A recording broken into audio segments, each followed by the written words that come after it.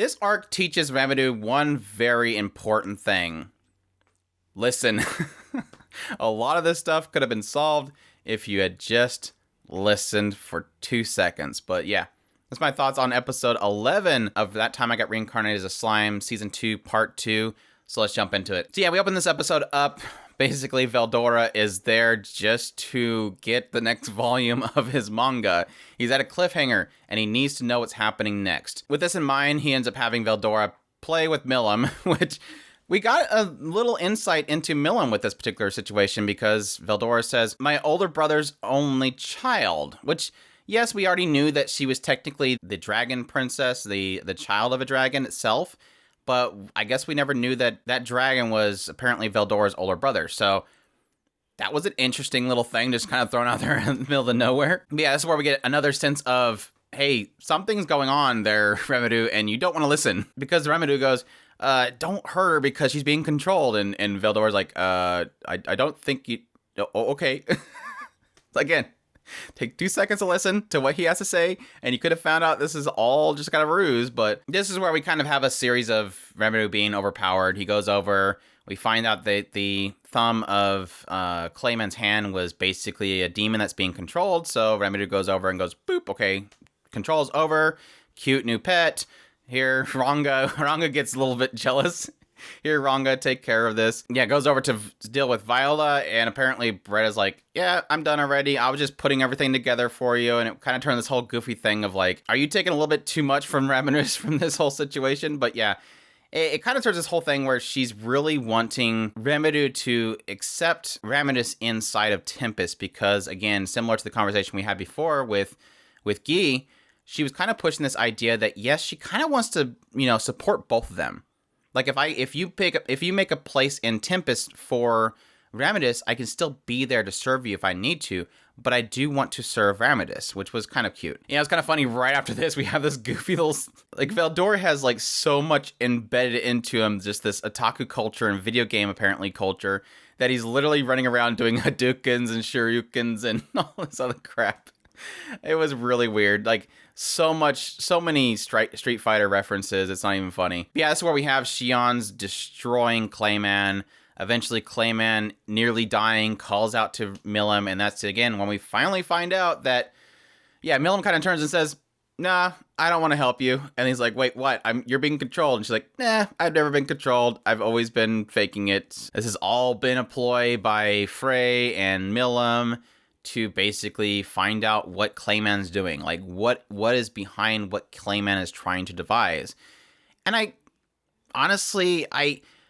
at this point, I was happy because Milim is no longer being controlled. She's no longer being pounded in the face by this idiot. But at the same time, there is a side of me that's kind of like, so wait, what was the trigger point behind all of this to accept to do all this stuff? What I'm figuring is this initial point in which I guess they found out that he had this pendant and that he had a plan in order to start this whole situation.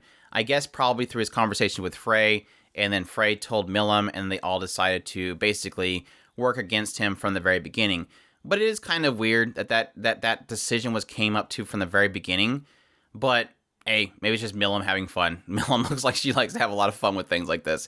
I give her a lot of credit for not just freaking out and just pounding his face in this entire time. But yeah, apparently Milim has been faking it the entire time and allowing him to beat her around, all in order to basically find out what he's doing, what his plan is. But yeah, through this, he basically says, hey, wait, I got this pendant from him. You should be controlled. What's going on?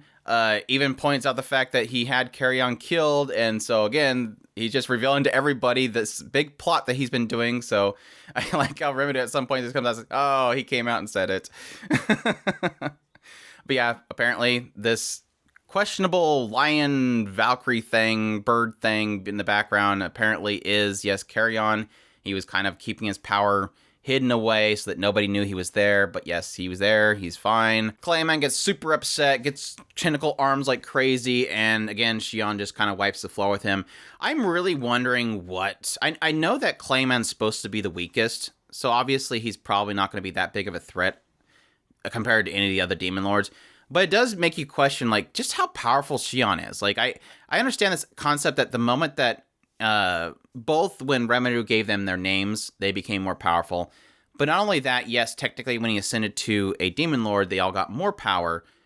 But we're going on some really high levels of power here with just like characters like Shion, which I mean is funny and is great, but at the same time it's like it makes you question, like, could Shion face up against some? I don't think she'd have any chance against someone like Guy or Leon. If they did, then that we're pretty much just making the levels of demon lords pretty minuscule. But I would assume that she could possibly go against somebody like Frey, maybe. I'm curious of that. Yeah, the match ends. Everybody's kind of like, accepting what just happened. Everybody's kind of standing around. We're all, happy that, Carrion's still alive. We have this great little moment where Carrion's like, so wait, Milim, are you saying from the very beginning you've not been controlled? And she's like, yeah, I've never been controlled. And he's like, so when you said all those things about me when we were fighting, that was you. And when you destroyed my entire kingdom, that was you. So she's like, oh, don't worry about it. It's not that big of a deal. But yeah, then when Rimuru comes up and says, don't worry, we got all of Clayman's people held captive. They'll use them as labor, so we can rebuild your kingdom. Don't worry about it. We also got like all this money from his treasury, so we're good. Which is interesting because they pretty much are implying that they already had Shuna and her team make it to Clayman's mansion, which I guess there's really nothing to be told there, but it does like kind of skip over Shuna and them making it to the castle. So I'm assuming they made it there. They have this treasure and all that kind of stuff. So that's fine. And this is when we have Guy come up and say something interesting. He mentions, you thought of all this stuff. So now I can kind of see why this Kuro is taking a liking to you. And obviously Remedy is like, who's Kuro or Black, whatever you want to call him. So again, hitting very heavily on Diablo or Kuro's kind of involvement with Rimuru at this point. With so much hinting on Diablo, I'm really curious if the next arc will just kind of jump right into that, because it seems like the writer already right now is wanting to put a lot of emphasis on him. But yeah, this is where we get a lot of insights into Clayman, and we get a little backstory. We find out who this him that gave him the pendant was, and it looks like it is, in fact, Yuki, this other worldler that's basically puppeteering everything around Rimuru right now. But yeah, apparently he confronted Clayman and said, hey, I need you to do something for me. He's like, well, what are you talking to me like that? You're looking to die? Nobody's afraid of you, Clayman. But no, apparently they go have drinks, and this is when apparently Yuki reveals that he wants to dominate the world. He wants to make the world his, and he wants, his help along with the Harlequins. And this is the point which, again, he offers in return to help him take over the world. He's going to resurrect Kazalim, to which Clayman accepts. And we also get another brief moment where Clayman is listening to all the words of each of the Harlequins, who are all giving him warnings and advice, and again, specifying the fact that he was, in fact, the weakest of them all, and yet they allowed him to be the one that would rise up to be a demon lord, which, again, is kind of weird, but we'll go with it. But at the same time, I also think that's kind of a thing where they just wanted him to be the fall man, honestly, at this point. I think they just wanted him to be the fall man. But this is where he cries out that he wants more power, he can't die now, and the voice of the world itself decides to accept his request and grant him power, convert his body into energy, and that's when he apparently ascends. And this, again, is another thing that apparently is all according to plan to Raphael and Rimuru, that they wanted him to ascend so that he would essentially reveal all the remnants of those that he has killed, and they need him to awaken in order to release them. So again, this is all according to their plan.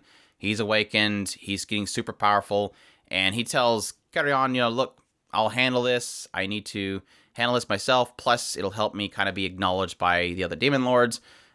And that's when he walks forward to Clayman. So, decent episode overall. Had a lot of laughs out of Veldora, just doing his Street Fighter references. He's a dork.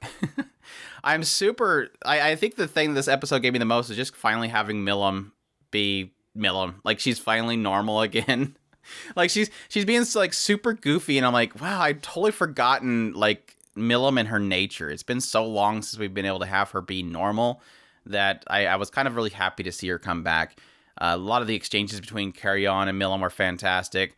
again, hinting heavily on this aspect of Diablo and his involvement. Again, getting in more into Yuki and his involvement with everything definitely is bringing a lot of questions forward. Very, very disappointed with Clayman. At the same time, I wasn't really expecting much from Clayman, but at the same time, it just felt like he was just a very weak character that really had nothing going for him. And like I said, nothing against Shion herself, but to have essentially Clayman taken down by one of Remedy's weakest in his arsenal does make you really question mark the validity of this as being a villain character. But I don't know. It's kind of one of those things where I feel like I'm a little disappointed, but at the same time, I'm not really. It's kind of expected at this point with Remedy's power. I'll be curious if they get more into Veldora's statement about Milim being the daughter of his older brother, which would be interesting to get into. We've kind of already established that the person with Guy is Veldora's sister, so it seems like at least the dragons that we know of are all kind of related to each other. Either way, I'm kind of interested to see. I'm guessing by awakened they meant that or by ascended, are they implying that he is now an ascended, what do they call him, a greater demon lord, or what do they call him, like the next level of that? Which at that point, again, yeah, granted, it is Clayman, he is the weakest of them, but at the same time, I hope it's like somewhat difficult for Remedy to take him down, because otherwise, again, that kind of just negates the idea of the whole Ascended Demon Lord aspect. So, but we'll see. I'm definitely looking forward to next episode. It's the finale. We're going to be without Slime for quite a while.